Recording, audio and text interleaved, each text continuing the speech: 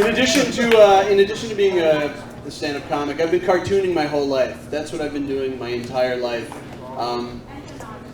I used to love, as a small child, drawing in magic marker. I think largely because I would get a contact high, but I had this visceral reaction drawing these, and largely they're very colorful, so the amount of red you need to draw Spider-Man, the amount of blue you need for Superman, it really gets to you. And I remember my friends would come over in kindergarten and be like, I've made masks for everybody, and we'd run around, inhaling the freshly dried paper plates, soap, and Spider-Man makes me feel amazing!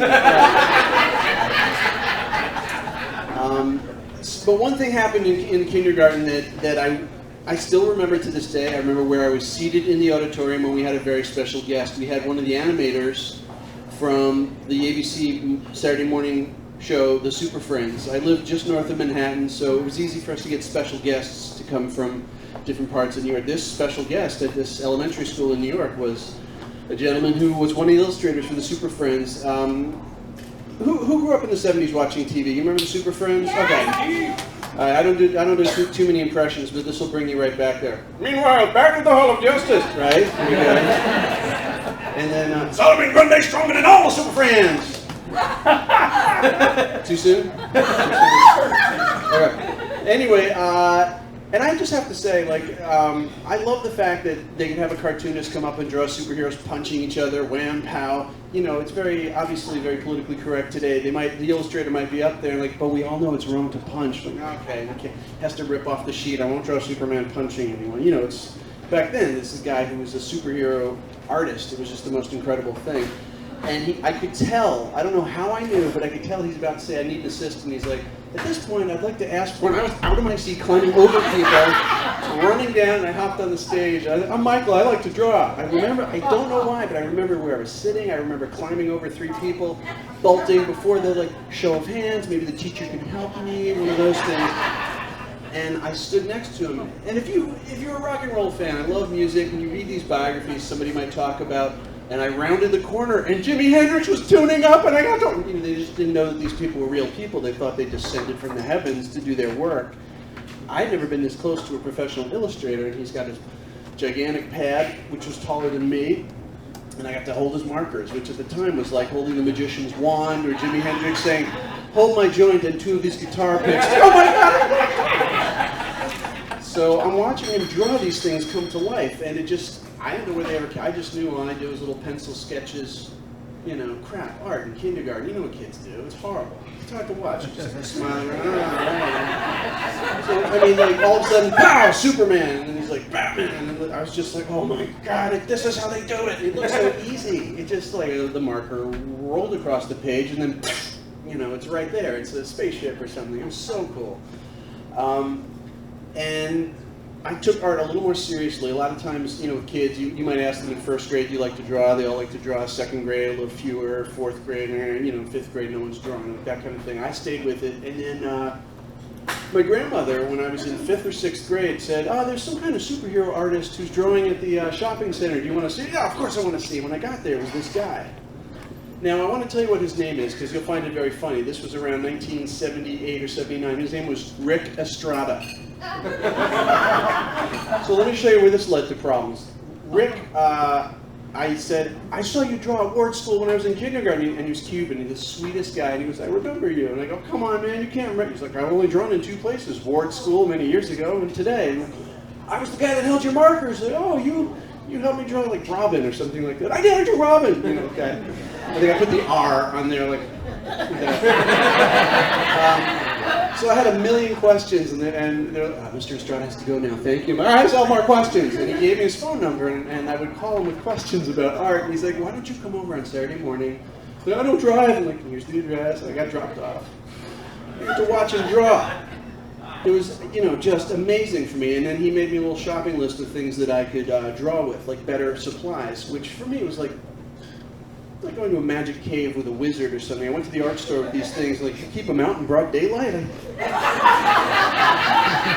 Bristol board? A crow quill pen and India ink? It's just sitting there on the shelf. I really thought it'd be like asking for a shotgun and shells and untraceable numbers on it. I need that, It's right there on the shelf. I'm just gobbling up all this stuff with my bike route money. Oh my God, I'm going to draw like a pro.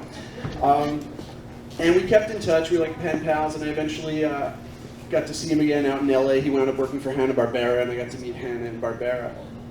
My mom, I just want to say, taught for almost 5 decades in the New York public school system. She taught first grade and kindergarten, almost 5 decades. And I would go and visit her on, whenever I went to New York or on break from college, and I would draw for the kids. I loved whatever they wanted, and they're like, when seeing year after year, like, hey, you guys want me to draw the Mighty Morphin Power Rangers? And then, they suck! That's so last year! My bad. What's cool now? Cool's not cool! Like, what do you want me to draw now? For the kids, and then they would tell me whatever's like the flavor of the day, and then we'd wind up drawing that. And I still do it. Now here's the funny thing. If you want one. I draw at elementary schools now. I don't charge the public schools. I've drawn, in Berkeley and Oakland and San Francisco, and also friends of mine who are teachers, they'll say, the kids are crazy before the holidays, can you come in and draw? And like once in a while, they'll be like, we have a special guest, this is my friend Mr. Capozzola.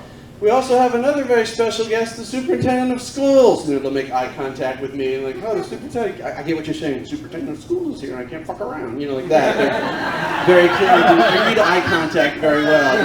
We also have another special guest, my boss's boss. I don't spend a lot, I don't have any kids, and generally, I don't get to see kids that much, but to me it's always a fascinating thing where there's a private school that very kindly brings me in to draw, and these kids are like the offspring, the something out of an Aldous Huxley novel. I mean, they're really pretty advanced for first grade. One time I was drawing a couple of years ago, close to Thanksgiving, and I couldn't look at them. I was drawing, I'm like, you guys doing anything fun for the holidays? And the teacher's like, raise your hands, and they're calling on them, like, and these ridiculous names. Just shout out some of the names. For this premise, any of these fucking names will do. Apple, Cameron, Buckley, Hunter, Tucker. They're ridiculous. And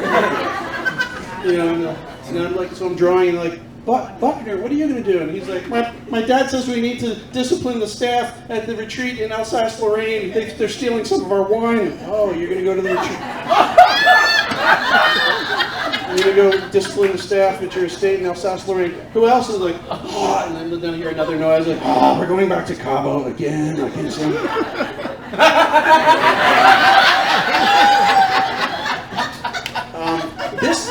This is going to sound like I'm making this up, but this is, I'm sorry, I know you're supposed to have a thematic structure. I just want to duck back to the Rick Estrada part. When I was in 5th grade and they were like, what'd you do this, they go to teachers, like, what'd you do this weekend? I'm like, I went to my friend's house. He's an illustrator for the Super Friends. Oh, what's his name? Rick Estrada. And they're like, oh, Eric Estrada took you for a ride on his motorcycle? Like, no, his name's, it's Rick Estrada without the E. And they're like, ah! Like he was, no, it's Rick Estrada. He's a cartoonist, and he draws for, what are you laughing at? Stop laughing! Like, that was pretty much every time the name had to come up. He's not on chips, goddammit!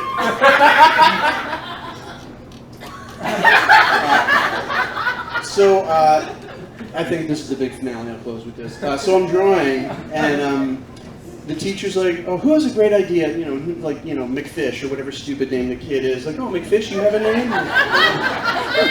And he said, why don't you draw Dick Cheney shooting an old man in the face? This is a first grader.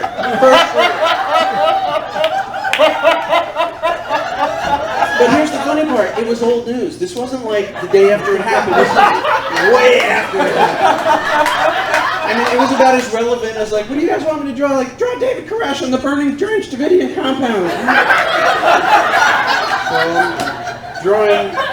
So the teacher's like, we can't have the former vice president, shooting an old man in the face. And I'm like, oh, I could draw a ray gun. It could be melting the face. You guys want that? It's like an all boys class. I'm like, melting the face. Melting the face.